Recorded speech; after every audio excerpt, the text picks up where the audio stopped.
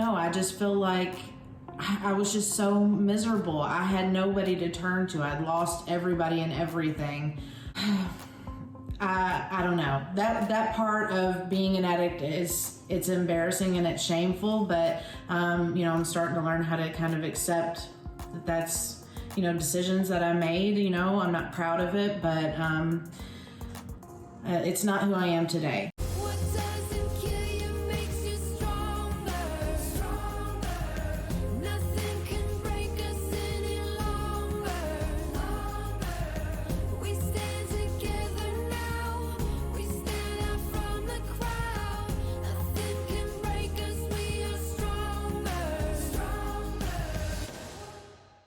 My name is Melissa, and I work for Sunrise Recovery, and we are starting a new series called Sunrise Success Stories. I have one of the greatest success stories we've had at Sunrise.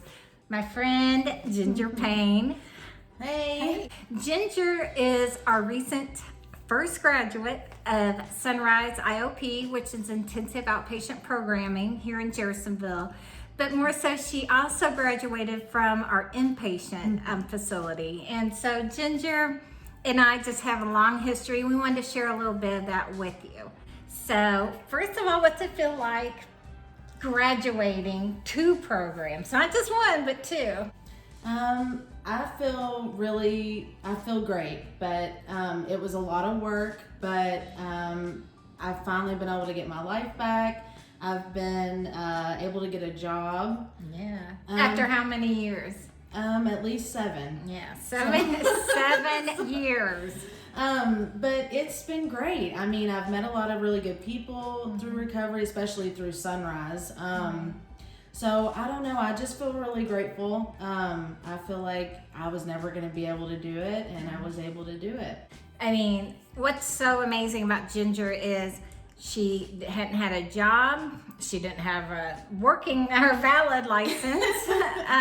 She was homeless. I mean, what you're seeing today is a new creation, but Ginger has come through it, and she's had a really hard road. And so, talk a little bit about that road that you were on before you came to us at Sunrise.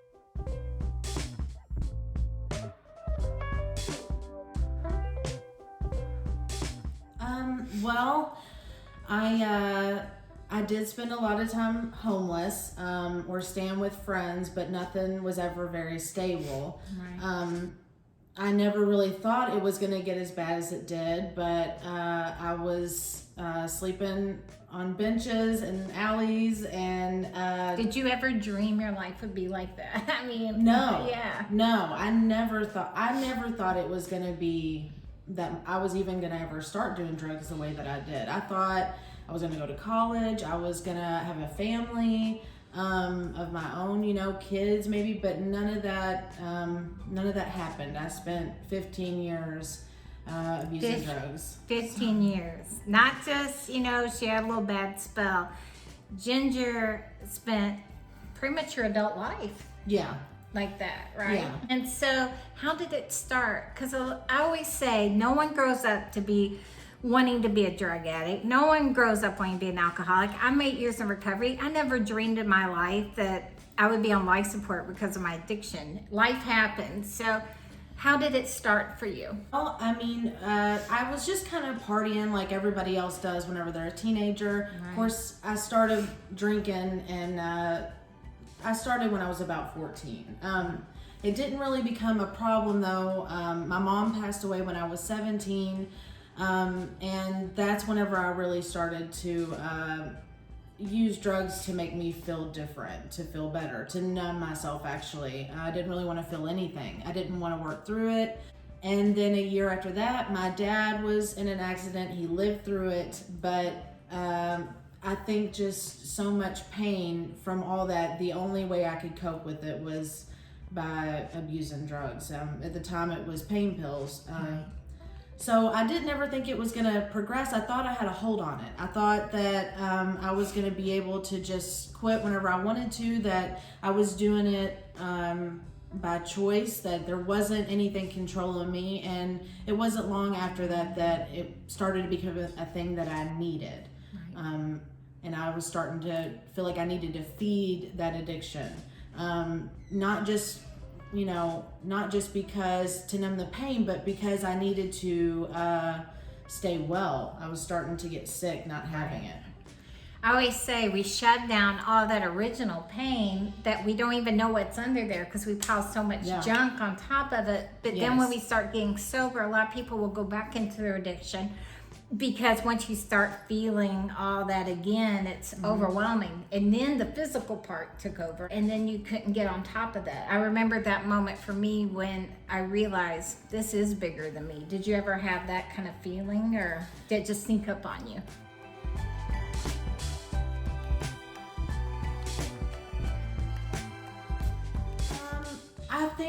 I think deep down, there was something telling me that I was losing control, that it was starting to become an issue. I kept making excuses. I kept trying to avoid recognizing that it was starting to really affect my life. Right. The first time I really realized that I was losing control was whenever I was starting to write bad checks. I was starting to steal. Right. Just things I never thought I was going to have to do. And, my checks that I was making at the time, it wasn't enough. There wasn't, I was starting to run low on money, and there was no way to keep feeding that addiction. Unless I was, stealing from my family, stealing from my friends, just doing things I never thought I would do. But it was already starting to change me. Right.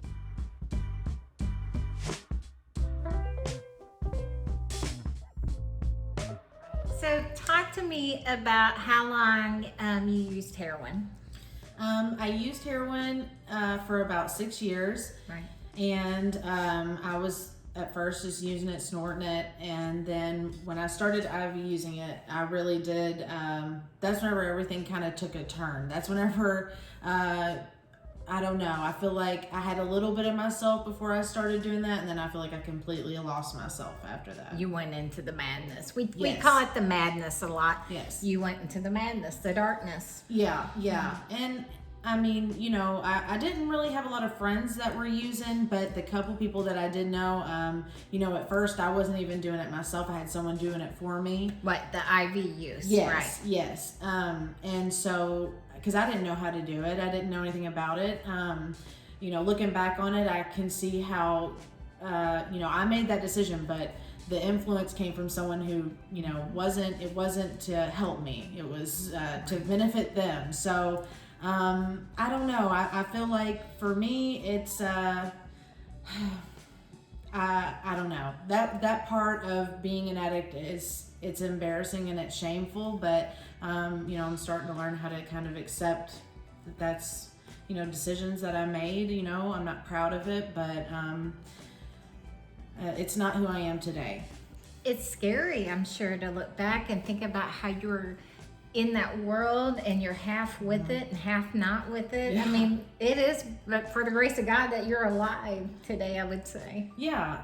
I mean, I got really lucky that, nothing horrible really happened to me. But a lot of times, when people are IV using, and even when they're not, that's whenever you really open up that door to overdosing.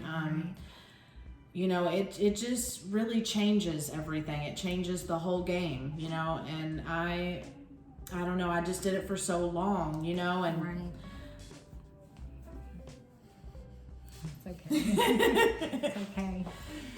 But you're free now. I mean, that's what's so beautiful about it. So let's talk about that. Before you made that call to me about a year ago, what was your life like at that moment?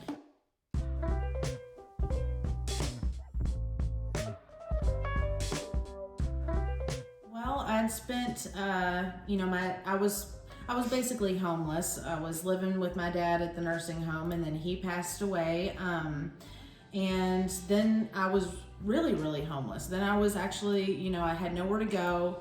Nobody, I was trying to manipulate people into, feeling sorry for me because of my circumstances with my dad and what happened. So it was like I couldn't really grieve him. I was so busy trying to manipulate, using that as a tool for people to help me. And, I don't know. I just feel like I was just so miserable. I had nobody to turn to. I'd lost everybody and everything. So I was feeling very hopeless. And I knew that the few people that were still in my life and that were still trying, that still loved me, wanted the best for me, they told me, you need to try to seek out treatment again. I had done treatment before, it didn't work. I wasn't doing it for me when I did it the first time. So I had health insurance. By the grace of God, I was able to try to seek out treatment through that. When I first called Melissa, they weren't taking my insurance, but she, kept me in her heart and on her mind, and a few months in my prayers. Yes, definitely. Yes. Yeah. And she called me back when they finally did start taking my insurance.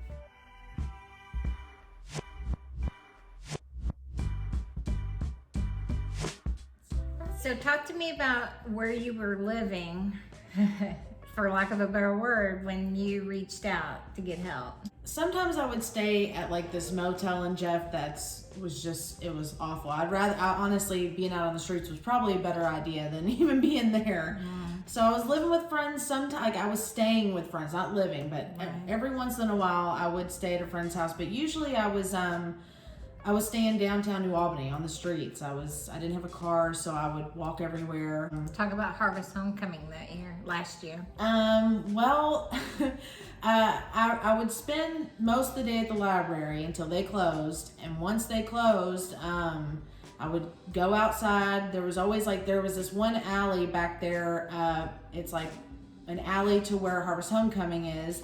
And Harvest Homecoming was going on, so there was a lot of people out. Of course, I didn't want to be seen by anybody. I was not in good shape. So, even when I'd managed to get high, it was like I still had to go back out to the streets. I still had to go, back to one of those alleys where there was a bench and just I had all my stuff with me. I had like a backpack and a bag, and I'd just be carrying my clothes, and it was just, there was no good hygiene or anything like that. It was like, I just didn't want to be seen. So when people would walk past, I'd try to act as natural as possible, but it was so obvious that I had nowhere to go, that I was like living in that alley. So, just little things like being able to take a shower, just using the bathroom, things like that became like a task, a chore. Like, how am I going to do this? What am I going to do next? And, at this point I'd hurt everybody. So no one, feeling that was whenever I felt truly hopeless. Like hearing, I used to go to Harvest Homecoming with my family, with my friends, and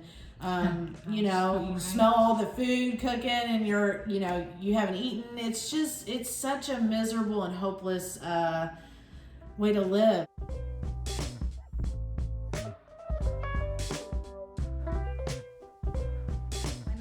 When I made the call for you to come into Sunrise, then how did you feel? I was scared. I'm not gonna lie. I didn't really want to go, but I knew I needed to go. At this point, I had gotten a place to live, but in that living situation, I was alone. I was isolating. I knew that if I didn't get sober or do something or change something, that I was gonna lose the only shelter that I had. What were you scared of the most, do you think? It was just, honestly, I think I was just scared to endure coming off the heroin. I mean, I really felt a lot of people feel that way. Like I felt like I was gonna die. Like if I didn't have it, like I couldn't imagine my life without it. Even though it had caused me all this turmoil, it was like I couldn't imagine. I didn't even know who I was anymore. I only knew this person who was extremely addicted to heroin and was not a good person at all. So, but it felt, I think that little bit of hope and that little bit of love and care that you did give me by calling, I think it spoke volumes in such a dark time in my life. I feel like for anybody to just kind of reach out to me, or to even just show that they cared or thought that there could be a better life for me. I mean, that's why I feel like I'm in the seat that I'm in today. So when Ginger called me, she was scared, but she did want help. But you also were struggling to let go of that old way of life, because a lot of times people don't know what success feels like, and success, it can be as scary as failure, because then people start depending on you, and And well, once you're successful, then you should have it all put together. So Right. everyone gets way too far ahead of their thinking Yes. on that. Yes. But Ginger came in with a willing heart. Once I got her in, Yeah. she kind of put me off a couple times. Yeah. When I got in there and actually was doing my intake, I was so nervous that I was like, I threw up. I was so scared. That's how scared I was. I wasn't like physically like sick. It was just my nerves. I was so scared to just. I was like, why am I doing this? You know, why am I putting myself in here? You don't feel good whenever you're putting yourself in there, or no matter what the circumstance is, going into rehab it's very difficult, but the outcome of it is, I mean, it's life changing if you really take the tools that they teach you and you really put it into action. I mean, because we don't really know. I mean, like she said, I don't know. I didn't know who I was. I didn't know how to live. I mean, I had to relearn all those things, you know. I wasn't taking care of myself for so long, and I feel like I got those tools through treatment.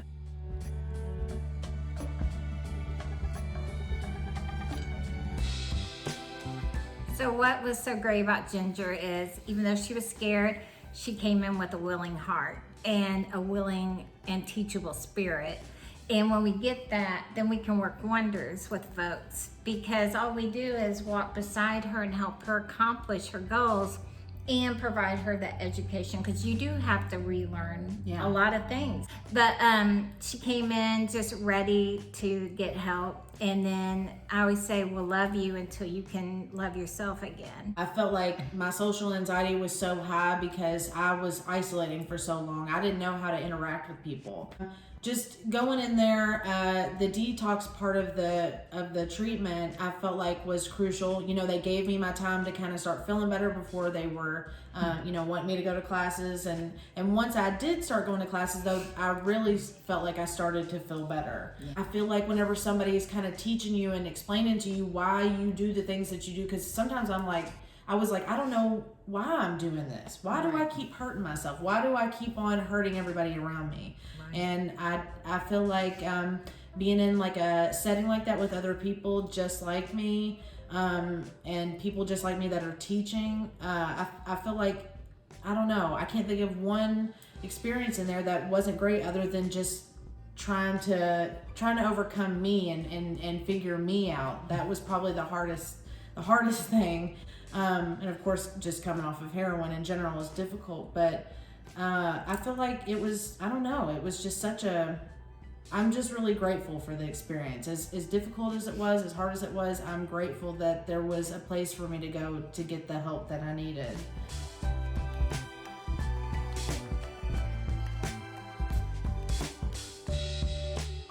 What did it feel like when you graduated from Sunrise Inpatient? I mean, it felt good to actually accomplish something, to finish something, because I hadn't done that in a long time. Right. So I was just, I felt really good whenever I was leaving, but I was again scared. I was nervous because, you're in a setting, but whenever you get out, there's that umbrella of protection's not there. You have to try to figure it out on your own, but they did offer, there's things you can do when you get out. You don't just get out of rehab. You can't just get out of rehab and just go out there and live your life. You have to keep working the program. It's crucial. I've done it before and not worked the program, and it didn't work. So I feel like IOP, I feel like going to meetings, I feel like staying in contact with those people. I feel like that's crucial. I feel like you have to do something else once you leave to stay sober.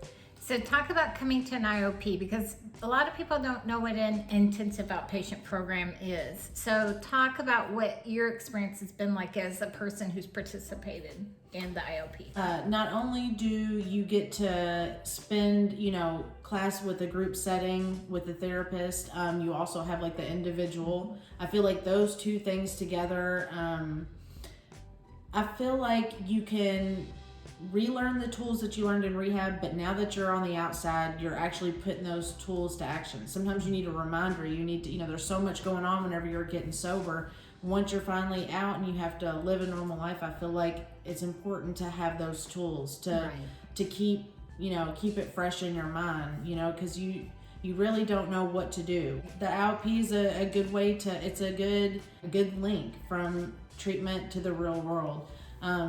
So I don't know, I just feel like it's a great learning experience. If you really want to stay sober, if you really want to do the next thing for your sobriety, I feel like IOP it's a crucial part of the process.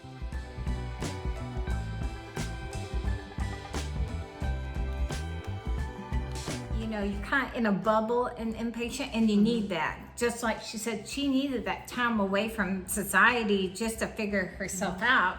But for folks who can get a little bit of sobriety on their own, or they've come out sober, life gets on top of you really fast. Yes. And it's one thing to be in the bubble, which is needed, but it's another thing to come out and you've got bills, work, whatever, DCS, probation.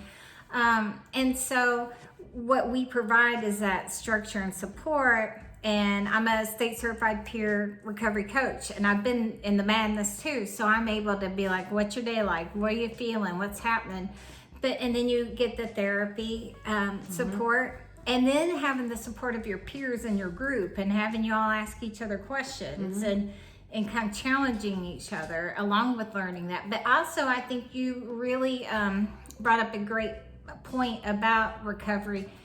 No one recovers alone, and you need to be able to connect with others, because we isolate so bad. We don't want anybody to see us in our addiction. We don't want anybody to know what we're doing. So we spend so much time hiding who we are.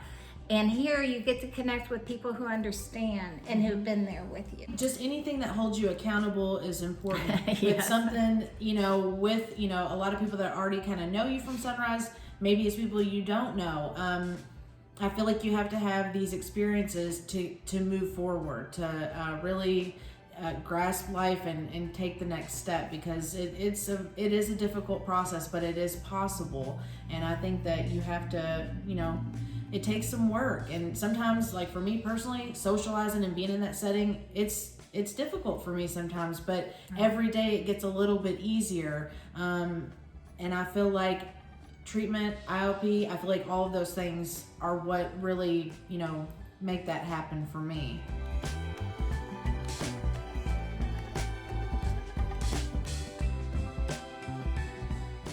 What advice do you have for someone in active addiction?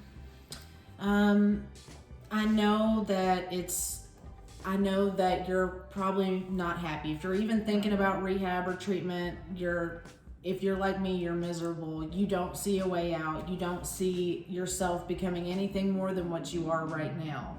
And I think that if you can just try to have a little bit of hope, just take a chance on treatment. Just take a chance to see if you could, because I know that's kind of what I did. I just took a chance. I didn't know if I was going to be able to do it or not. Even in rehab, I didn't know, am I going to do it? Am I going to stay sober?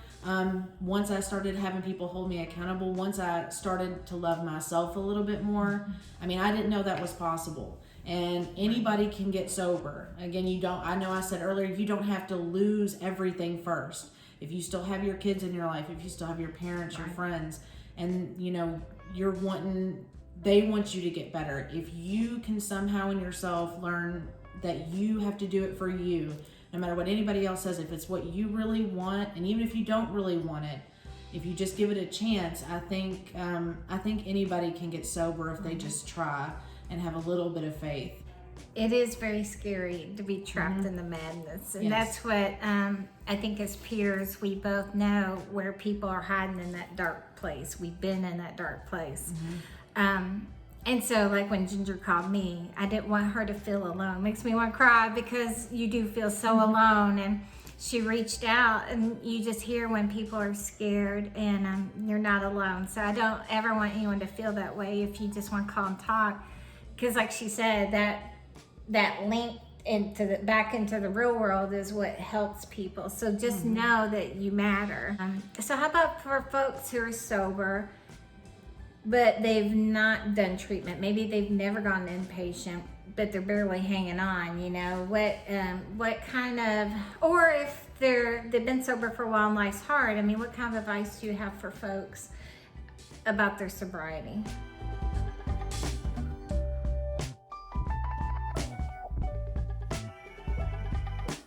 I think that life can really catch up, especially when you've been spending so many years actively using, and then everything shows up and it's like, okay, now what do? I don't know how to do any of this stuff. I feel like if you're even having thoughts, or if you're even just kind of feeling like, I don't know anymore, maybe I could use again, maybe I could. Right. I feel like if you just if you did try IOP, I think that no matter what, you're going to gain something out of it. You're definitely not going to take a loss looking into treatment or IOP. You're never going to take a loss doing that. If anything, you're going to pick up something, because at a place like this, you're gonna be around people who understand you, who accept you. If anything, just having a little bit of acceptance and hope, I feel like it goes a long way. So if you're struggling, if you're out there and you're sober and you're struggling, I feel like IOP is one of the many things you could do, but probably the most crucial. I feel like it would help you the most. And Melissa and everybody that's worked with me have been very, just, you can tell that they care. So no matter what anybody else is saying to you, your family, your friends, you need to talk to somebody like a peer coach or a therapist, because as much as you may think, I don't know, that's how I used to think, and now I'm so grateful that I have people like that in my life today.